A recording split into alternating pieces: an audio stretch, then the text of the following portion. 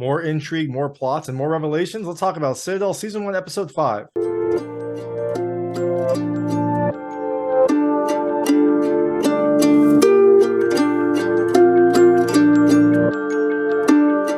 Hey everyone, it's David Stark from Watcher Pass, and it's Friday Spy Day. Let's talk about Citadel Season 1, Episode 5, Time Riders as Enemies. It's coming to Amazon Prime on May 19th, 2022. It is a direct follow-up to the last episode where we saw Mason and Nadia infiltrate a Manticore kind of black site where they rescue their former Citadel colleague Carter, but when they rescued him, he seemed to not be very happy. He was hesitant. He said not to trust Nadia. And now we get to find out why in this episode. So my hot take on this one is I think you should rent it. It's not a bad episode. It's a decent episode with some new information drops, but I really loved episode 4, Tell Her Everything, where they had a nice kind of blend of action and kind of intrigue, subterfuge. This one, it goes more on the subterfuge. There's less action, more intrigue. You get a lot of new reveals. You get a lot of backstory, but I do miss the kind of like excitement that you had in episode 4. So overall, this was a little bit of a letdown, but it's not a bad episode, and there are some pretty big revelations. So I'm going to tell you a little bit more about the episode, a few things I liked, a few things I didn't like, and then go into a recap. As you can imagine, there will be spoilers in the recap section, but before that, I'll keep it vague. I will, keep it spoiler-free, so you can keep watching it, and I'll let you know when I get to those spoilers. And if you don't want to know what happens in this episode, I would turn it off then. So in Season 1, Episode 5, you have kind of the direct follow-on to Carter's big revelation, and you get some more backstory into why he thinks that Nadia was the mole, why he thinks that she helped bring down Citadel. And you get a lot of backstory on Nadia and Mason's relationship. It is really kind of a flashback episode with a few scenes from the present time. But like I said, there's a lot of information on them. There are a lot of big reveals, and there's some pretty momentous revelations that will have consequences and reverberations down the road. So things I liked about this episode. The first, look, I mentioned a couple times, the revelations. It feels like every Citadel episode, we get a really big, impactful revelation, and this is no different. I do like that it's kind of trickle feeding this information to you so that it gives you a reason to kind of go back to watch it. Like, these episodes are fairly short. They're like 30 to 40 minutes, and to have a big kind of impactful info drop at each one keeps you coming back for more, and that I think it makes it for an entertaining show. And the second thing I liked is very related to it, the ending. You get a very big series of revelations right at the end, which is kind of a hallmark of a television series, a hallmark of something that's going to want to keep you coming back. And I think it does a good job with that, because I definitely want to know what happens next. So things I didn't love as much about this episode, and this is not new to this episode, but I think I just noticed it more. I'm going to call it confusing names.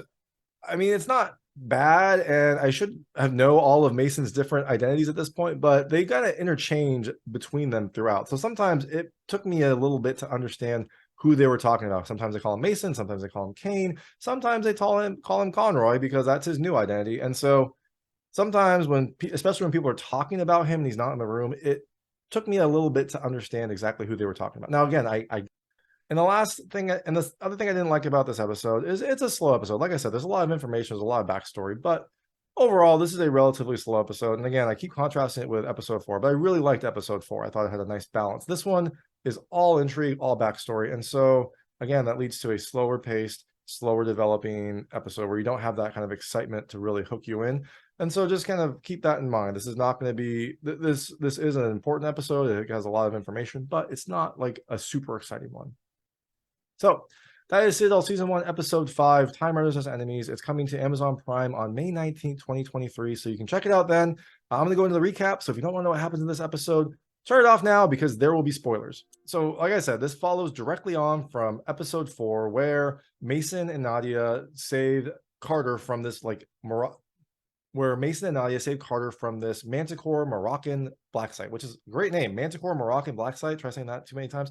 But they finally rescue him after this kind of infiltration mission, and he's hesitant, and you start to figure out why in this episode. You get some flashbacks on what happened, and you go back 9 years to Athens, Greece, where Mason and Nadia are old Citadel agents. They are on a mission, and they're posing as a married couple, and Mason pulls out this ring, and Nadia's like, oh, like, the props are, really great. This looks real. And Mason's like, well, what if it was real? What if it wasn't a prop? And he basically asked her to marry him. Now, she doesn't, I don't think she said yes or no, but she seems taken aback and seems like she's considering it. So that seems like a big step, and it does kind of like reinforce some of the conflicting things we've gotten from this season, where Mason thinks that they were closer. Nadia says they weren't closer. It turns out they were pretty close. If Mason asked her to marry him and she at least considered it, so you know that they are a pretty close relationship, and Nadia has been trying to downplay that, probably because of something that happened or because she doesn't want to hurt Mason.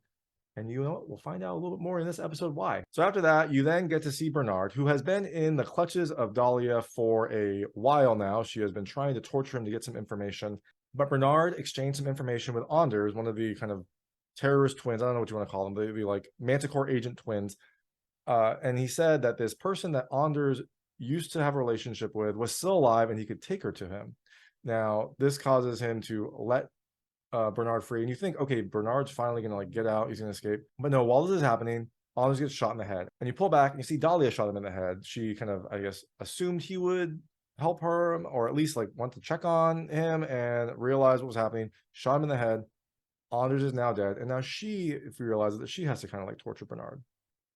But you also get a little bit more on the kind of like gray area between Manticore and Citadel. Like Dolly goes into like why she, hates Citadel so much. She said that she used to admire Bernard and like what Citadel stood for, but then she realized that Citadel was actually kind of a dangerous weapon, and that Citadel was being used to kill folks, kind of, I guess, in the name of good. And she and Manticore took down Citadel to save those people to save people from the pain of losing their loved ones that Citadel was taking out. So essentially, probably Citadel maybe was proactively taking out people, or maybe at least taking out people, and that was causing people pain, that was causing people loss. And so Manticore attacked Citadel to stop that. Now, did it work? I don't know. It seems like there's a lot of death so far, but at least that is Manticore's justification.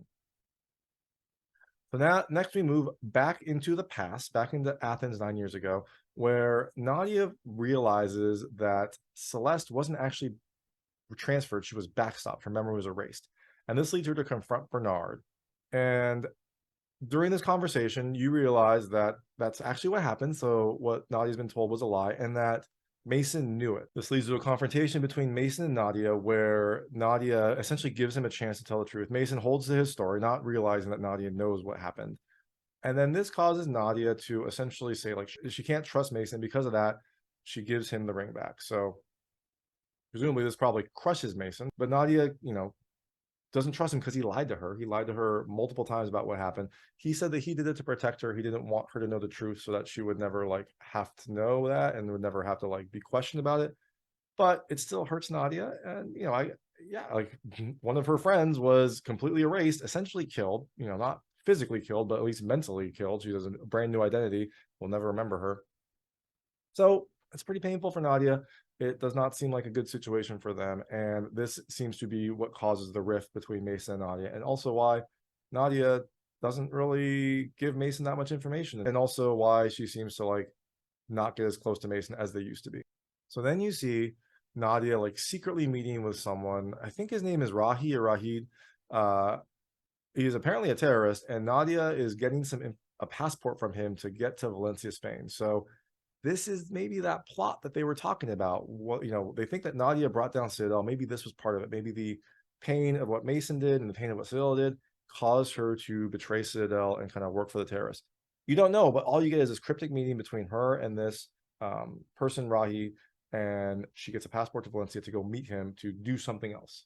So going back to Bernard, Dahlia is trying to get these nuclear codes that Bernard has. I guess they're codes that authorize a nuclear launch that Bernard has. And so she threatens Bernard's family. She essentially has a jet ready to take out the family in Wyoming. And just as she's authorizing the attack, Bernard says, "No, stop. I'll give you the codes." And he gives her the codes. So it seems like Dahlia and Manticore are getting what they wanted. But she betrays him. You can't trust Manticore, apparently. Even though they're getting these shades of gray, you still can't trust Manticore. And as she's walking away, she essentially authorizes the strike. So Bernard gave up the codes, and presumably his family might die. I imagine they probably have contingencies. We'll find out soon, but that is a bad situation overall for Bernard. After this, we also get a call from Davik, the other twin that was the one who took the Oz key, which was kind of like the main rift that happened. He's apparently still alive.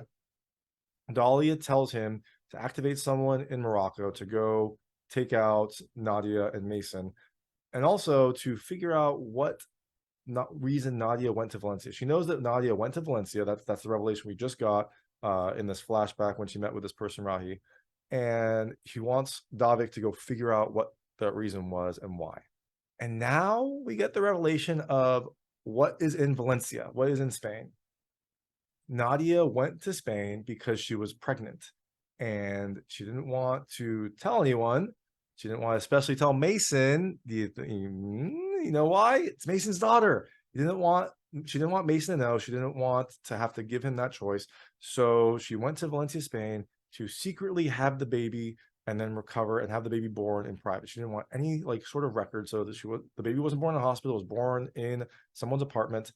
And that baby is Nadia and Mason's baby, Nadia and Mason's daughter, and no one except for Nadia, Rahi, presumably the midwife, knows who this is. So after that revelation, we then go back to Dahlia, who is meeting with this group called the Family. They seem to be like a group of, I don't know, power brokers, maybe like a secret organization that runs the world. It's probably kind of what they're supposed to be. And the families say that they're happy with her because they got the nuclear codes. Unfortunately, well, fortunately for probably the world, but unfortunately for the families, they can't actually launch the nuclear weapons because they need some other piece of information. Apparently, the nuclear codes are, I guess, bio-imprinted to Mason, which seems very secure, but also seems like a poor strategy. If you ever actually want to use the weapons, you have to get Mason there to unlock them. But hey, you know what? It at least prevents Manticore from launching the weapons for now. So now we go back to Morocco in current times. And Carter and Mason are saying, like, why'd you go to Valencia? Why are we there? Why were you meeting with this terrorist Rahi? Like, what is going on? And that's when you get another big revelation. This is an episode of all these big revelations. You get the revelation that Rahi is actually Nadia's father. So Rahi, the terrorist, was Nadia, the, I guess, counter-terrorist father. So when she found out she was pregnant, she went back to him to have the baby there, essentially knowing that she could trust him. And that's why she went to Spain. That's why she disappeared for a while. That's why she went off the grid to have this child at her dad's place. And she was going to go back and tell Mason about the daughter, but then we don't know what happened. Something happened to prevent that. Probably Citadel fell. That's probably when Citadel fell. But we'll probably find that out a little bit later. But all we know is that Nadia was going to go back. She was reactivated for Citadel. She was going to tell Mason about the baby. And then something happened. And Mason never found out about the baby. So back in Morocco, a bunch of cars pull up and a bunch of enemy agents, presumably Manticore agents, get out and point guns at the Citadel agents. There's a standoff, and then pretty much, and then the kind of main person tells Mason, like, here's a call. You're going to have to take it. It's going to be interesting to you. I promise nothing will happen to you. Again, a promise from like an enemy agency, is that really worth it? But Mason seems to trust it. He takes the call, and it's Dahlia saying, I want the nuclear codes. I want the launch codes. And Mason's like, no, why would I give that to you? And that's when this agent who told him to take the call pulls out this little bracelet with an evil eye on it. And this is a bracelet that you saw Nadia give her daughter before she left to go back to Citadel 8 years ago. And then you get the revelation that Manticore has Mason and Nadia's daughter. Boom. That's it. That's the episode. We don't know what happens next. I don't know if Mason's going to help them. I don't know what's going to happen next. And again, it is a big revelation. It is a good way to end this episode. And I'm very excited to see what happens next. So that is Citadel Season 1, Episode 5.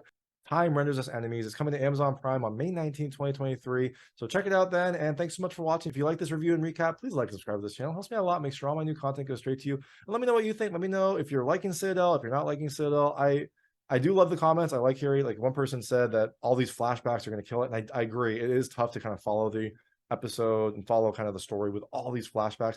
Hopefully that will end soon. Hopefully they'll give us all the base information and it'll kind of go forward. But no, that is definitely a good criticism. I wish that there was more action in this. I liked I think episode 2 had some action. Episode 4 had some action. Maybe they're just every even episode will have some action, but I wish that it was a little bit more exciting. But hopefully that will all work itself out as this season continues. And so, I mean, I like the show. I'm excited to see what happens next. And I'll see you next week. Thank you so much.